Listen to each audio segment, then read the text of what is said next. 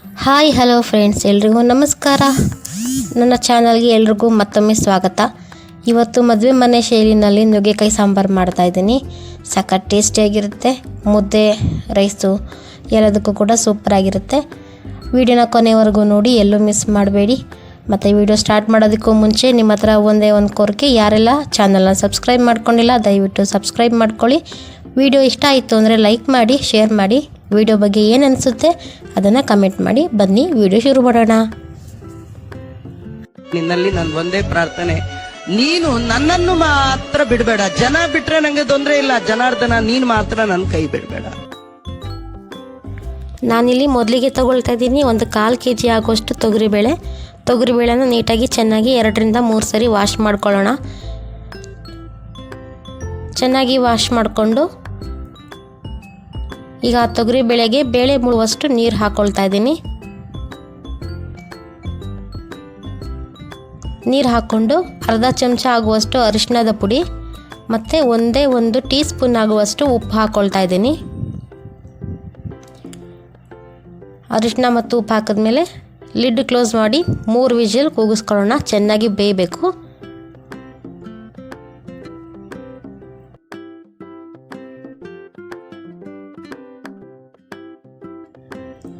ನೋಡಿ, ಬೇಳೆ ಈಗ ಚೆನ್ನಾಗಿ ಬೆಂದಿದೆ. ಆದರೂ ಇನ್ನೂ ಒಂದು ಸರಿ ಮಂತ್ನಲ್ಲಿ ಚೆನ್ನಾಗಿ ಸ್ಮ್ಯಾಶ್ ಮಾಡ್ಕೊಳ್ತಾ ಇದ್ದೀನಿ. ಚೆನ್ನಾಗಿ ಎಷ್ಟು ಬೇಳೆ ಚೆನ್ನಾಗಿ ಬೆಂದಿರುತ್ತೋ ಅಷ್ಟೇ ಚೆನ್ನಾಗಿರುತ್ತೆ ಸಾಂಬಾರು. ನೋಡಿ, ಈ ರೀತಿ ತೋರಿಸ್ತಾ ಇದ್ದೀನಿ ನೋಡಿ. ಇಷ್ಟು ಆಗಿದರೆ ಸಾಕು. ಇವಾಗ ಇದನ್ನು ಸೈಡ್ನಲ್ಲಿ ಇಟ್ಕೊಳ್ಳೋಣ. ಸ್ವಲ್ಪ ಮಸಾಲೆ ರುಬ್ಕೊಳ್ಳೋಣ. ಇವಾಗ ಒಂದು ಮಿಕ್ಸಿ ಜಾರ್ಗೆ ನಾನಿಲ್ಲಿ ಒಂದು 5ರಿಂದ 6 ಟೊಮೆಟೊ ಹಣ್ಣನ್ನು ಬೇಯಿಸಿ ಇಟ್ಕೊಂಡಿದ್ದೆ ಮೊದಲೇ. ಅದನ್ನು ಹಾಕ್ಕೊಳ್ತಾ ಇದ್ದೀನಿ. ಬಿಸಿ ಇರೋದ್ರಿಂದ ಸ್ವಲ್ಪ ಹಾಗೆ ಸೌಟ್ನಲ್ಲಿ ಸ್ಮ್ಯಾಶ್ ಮಾಡ್ಕೊಳ್ತಾ ಇದ್ದೀನಿ. ಬಿಸಿ ಆರಿದ ಮೇಲೇ ಮಿಕ್ಸಿಗೆ ಹಾಕ್ಕೋಬೇಕಾಗತ್ತೆ. ಬಿಸಿ ಇರುವಾಗಲೇ ಹಾಕ್ಕೋಬೇಡಿ, ಎಗರುತ್ತೆ. ಇಲ್ಲಾಂದರೆ ಮಿಕ್ಸಿ ಬ್ಲೇಡ್ ಬೇಗ ಹೋಗುತ್ತೆ. ಇದಕ್ಕೆ ನಾನಿಲ್ಲಿ ಹಾಕ್ಕೊಳ್ತಾ ಇದ್ದೀನಿ ತೆಂಗಿನಕಾಯಿ ತುರಿ. ಒಂದು ಅರ್ಧ ಹೋಳು ಆಗುವಷ್ಟು ತೆಂಗಿನಕಾಯಿ ತುರಿ ಹಾಕ್ಕೊಂಡಿದ್ದೀನಿ.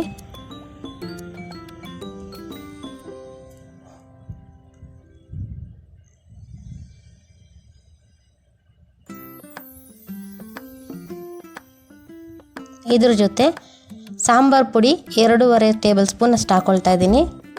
ಇದು ಸಾಂಬಾರು ಪುಡಿ ಮನೆಯಲ್ಲೇ ಮಾಡಿರೋದು. ಇದರಲ್ಲಿ ಚಕ್ಕೆ, ಲವಂಗ, ಕಾಳುಗಳು ಎಲ್ಲ ಸೇರಿಸಿ ಮಾಡಿರೋದ್ರಿಂದ ಟೇಸ್ಟು ತುಂಬ ಚೆನ್ನಾಗಿರುತ್ತೆ. ಇದ್ರ ಜೊತೆಗೆ ಸ್ವಲ್ಪ 1 ಸ್ಪೂನ್ ಆಗುವಷ್ಟು ಅಚಕಾರದ ಪುಡಿ ಕೂಡ ಹಾಕ್ಕೊಳ್ತಾ ಇದ್ದೀನಿ.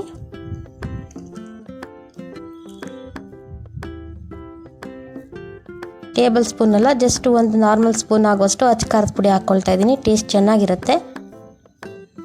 ಇದ್ರ ಜೊತೆಗೆ ಸ್ವಲ್ಪ ಹುಳಿಗೆ ಹುಣಸೆ ಹಣ್ಣು ಹಾಕ್ಕೊಳ್ತಾ ಇದ್ದೀನಿ. ನಮ್ಮ ಮನೇಲಿ ಸ್ವಲ್ಪ ಕಮ್ಮಿ ಹುಳಿ ತಿನ್ನೋದು, ಹಾಗಾಗಿ ಸ್ವಲ್ಪ ಹಾಕಿದ್ದೀನಿ. ಈಗ ಇದನ್ನು ಚೆನ್ನಾಗಿ ಗ್ರೈಂಡ್ ಮಾಡ್ಕೊಂಡು ಬರ್ತೀನಿ. ಬನ್ನಿ, ಇವಾಗ ಒಂದು ಪಾತ್ರೆ ಕಾದಿದೆ. ಇದಕ್ಕೆ 2 ಟೇಬಲ್ ಸ್ಪೂನ್ ಎಣ್ಣೆ ಹಾಕ್ಕೊಂಡಿದ್ದೀನಿ. ಎಣ್ಣೆ ಹಾಕ್ಕೊಂಡ್ಮೇಲೆ ಅರ್ಧ ಸ್ಪೂನ್ ಸಾಸಿವೆ ಹಾಕ್ಕೊಳ್ತಾ ಇದ್ದೀನಿ. ಸಾಸಿವೆ ಸಿಡಿದ ಮೇಲೆ ಅರ್ಧ ಸ್ಪೂನ್ ಜೀರಿಗೆ ಹಾಕ್ಕೊಳ್ಳೋಣ.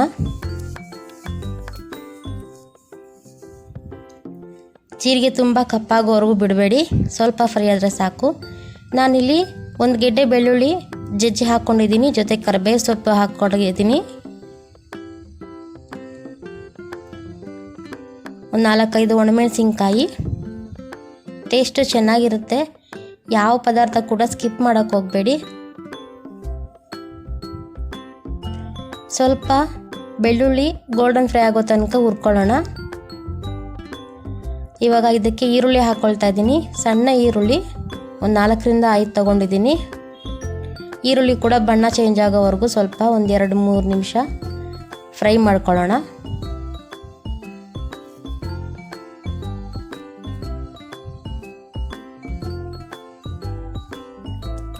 ಇವಾಗ ಈರುಳ್ಳಿ ಚೆನ್ನಾಗಿ ಫ್ರೈ ಆಗಿದೆ. ಟೊಮೆಟೊ ಹಾಕ್ಕೊಳ್ತಾ ಇದ್ದೀನಿ. ಜಸ್ಟ್ ಇಲ್ಲಿ 2 ಟೊಮೆಟೊ ಹಣ್ಣು ತೊಗೊಂಡಿದ್ದೀನಿ.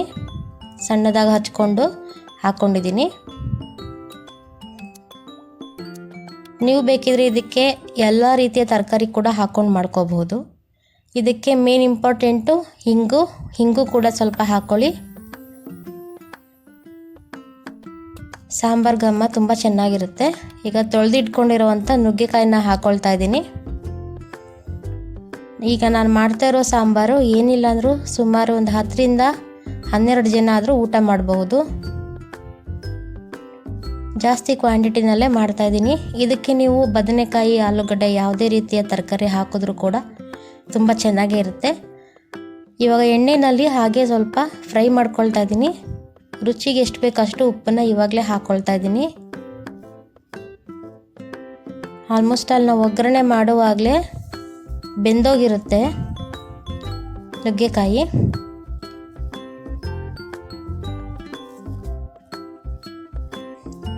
ಚೆನ್ನಾಗಿ ಫ್ರೈ ಮಾಡ್ಕೊಳ್ಳೋಣ ಉಪ್ಪು ಹಾಕಿದ್ಮೇಲೆ.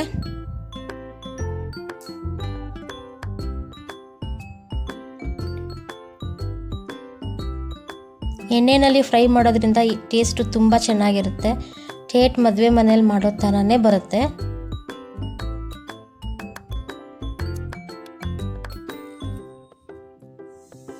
ಇವಾಗ ಇದನ್ನು ಸ್ವಲ್ಪ ಬೇಯೋದಕ್ಕೆ ಬಿಡೋಣ ಎಣ್ಣೆನಲ್ಲೇ.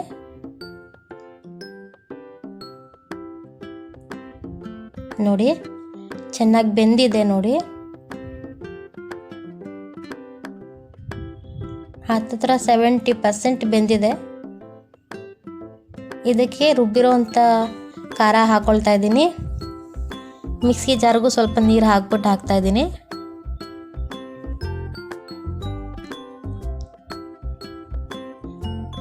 ಈಗಲೇ ಇದಕ್ಕೆ ತುಂಬ ನೀರು ಹಾಕ್ಕೊಳ್ಳೋದು ಬೇಡ, ಯಾಕಂದರೆ ಇನ್ನು ಬೇಳೆ ಬೇಯಿಸಿದ್ದು ಕೂಡ ಹಾಕೋದಿದೆ.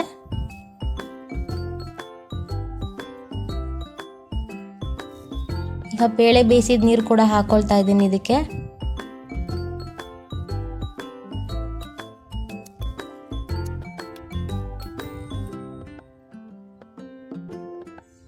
ಬೇಳೆ ಹಾಕಿರೋದ್ರಿಂದ ಸಾಂಬಾರು ಇನ್ನೂ ತೀರಾ ಗಟ್ಟಿ ಆಗುತ್ತೆ.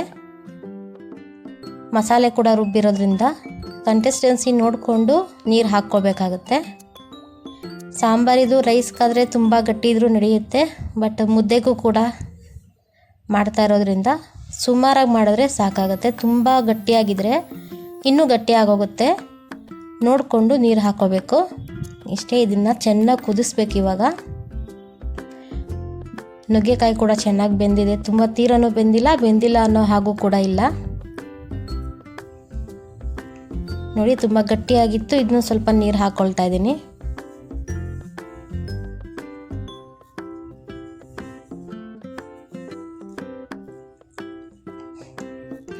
ಈ ಹದ ಇದ್ರೆ ಸಾಕಾಗುತ್ತೆ. ಇವಾಗ ಸ್ವಲ್ಪ ಉಪ್ಪನ್ನು ಚೆಕ್ ಮಾಡ್ಕೊಳ್ಳಿ. ಕಮ್ಮಿ ಇತ್ತು ಅಂದರೆ ಇನ್ನೊಂದು ಸ್ವಲ್ಪ ಉಪ್ಪು ಹಾಕ್ಕೊಳ್ಳಿ.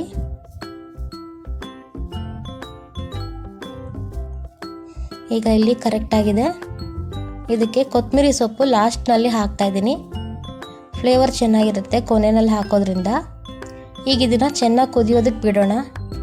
ಸಾಂಬಾರು ಎಷ್ಟು ಕುದಿಯುತ್ತೋ ಅಷ್ಟು ಚೆನ್ನಾಗಿ ಸಾಂಬಾರು ಬರುತ್ತೆ.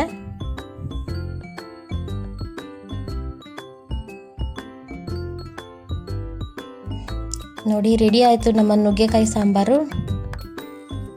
100% ಮದುವೆ ಮನೆಯಲ್ಲಿ ಮಾಡೋ ಥರನೇ ಬರುತ್ತೆ. ಮಸ್ಟ್ ನೀವು ಟ್ರೈ ಮಾಡಿ. ನಾವು ಕಾಯಿ ಹರಿದಿದ್ದೀವಿ, ನೀವೆಲ್ಲ ನಿಮ್ಮ ಮನೆ ಕಡೆ ಹೇಗೆ ಮಾಡ್ತೀರಿ, ತೆಂಗಿನಕಾಯಿ ಹಾಕ್ತೀರಾ ಇಲ್ವಾ ನನಗೆ ಕಮೆಂಟ್ ಮಾಡಿ ಹೇಳಿ. ನೋಡಿ ಸೂಪರಾಗಿ ಬೆಂದಿದೆ ಸಾಂಬಾರು, ಸೂಪರಾಗಿ ಬಂದಿದೆ. ನುಗ್ಗೆಕಾಯಿ ಕೂಡ ಚೆನ್ನಾಗಿ ಒಂದು ಹದಕ್ಕೆ ಕರೆಕ್ಟ್ ಹದಕ್ಕೆ ಬೆಂದಿದೆ. ರೆಡಿ ಆಯಿತು ನಮ್ಮ ನುಗ್ಗೆಕಾಯಿ ಸಾಂಬಾರು. ನುಗ್ಗೆಕಾಯಿ ಆರೋಗ್ಯಕ್ಕೆ ತುಂಬ ಒಳ್ಳೆಯದು. ಸೊ ಹೀಗೆ ಮಾಡೋದ್ರಿಂದ ಇನ್ನೂ ಟೇಸ್ಟ್ ಚೆನ್ನಾಗಿರುತ್ತೆ. ಬಿಸಿ ಬಿಸಿ ಅನ್ನದ ಜೊತೆ ಮುದ್ದೆ ಜೊತೆ ಸರ್ವ್ ಮಾಡಿದ್ರೆ ಸಖತ್ ಟೇಸ್ಟಿಯಾಗಿರುತ್ತೆ. ಕೊನೆವರೆಗೂ ಯಾರೆಲ್ಲ ನನ್ನ ವಿಡಿಯೋ ನೋಡಿದ್ದೀರಿ ಎಲ್ರಿಗೂ ಧನ್ಯವಾದ ಹೇಳ್ತಾ ಇದ್ದೀನಿ. ದಯವಿಟ್ಟು ಸಬ್ಸ್ಕ್ರೈಬ್ ಮಾಡ್ಕೊಳ್ಳೋದು ಮರಿಬೇಡಿ. ಈ ವಿಡಿಯೋ ಬಗ್ಗೆ ನಿಮ್ಗೆ ಏನು ಅನ್ನಿಸ್ತು ಅದನ್ನು ಕಮೆಂಟ್ ಮಾಡಿ ಹೇಳಿ. ಮತ್ತು ಮುಂದೆ ಹೊಸ ವಿಡಿಯೋ ಜೊತೆಗೆ ಸಿಗ್ತೀನಿ ನಿಮಗೆ. ಅಲ್ಲಿವರೆಗೂ ಎಲ್ರಿಗೂ ನನ್ನ ಕಡೆಯಿಂದ ಧನ್ಯವಾದಗಳನ್ನ ಹೇಳ್ತಾ ಈ ವಿಡಿಯೋನ ಇಲ್ಲಿಗೆ ಕೊನೆ ಮಾಡ್ತಾಯಿದ್ದೀನಿ. Bye bye. Take care.